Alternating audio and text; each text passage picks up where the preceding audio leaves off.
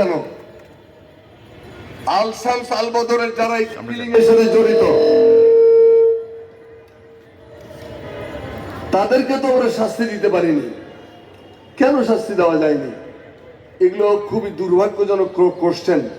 Professor ইউনূসের সরকারের কাছে তার হাতে আর বেশি সময়ও নাই।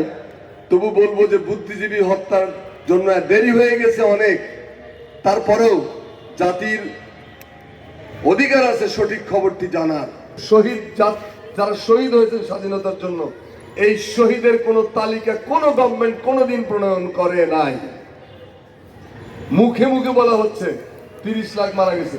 30 লাখ হোক, 50 লাখ হোক, 20 লাখ হোক, 1 লাখ হোক, যাই হোক, কেন তালিকা প্রণয়ন করা হয়নি? কেন?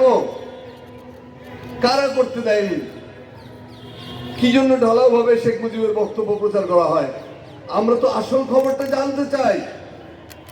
আমার অধিকার আছে, আমার জাতি হিসেবে আমাদের অধিকার আছে এই খুনিদেরকে চেনার জন্য, এবং কারা শহীদ হলো তাদের পূর্ণাঙ্গ তালিকা জাতির সামনে পেশ করে গেজেট আকারে জাতির সামনে উপস্থাপন করা কর্তব্য ছিল।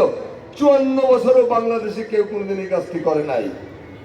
যেমন রাজাকারের তালিকাও বাংলাদেশে প্রণয়ন করা হয় নাই।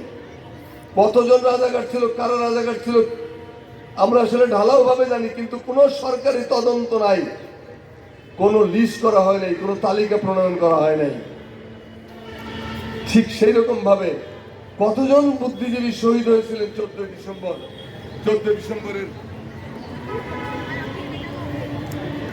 ডিসেম্বরে কতজন? ও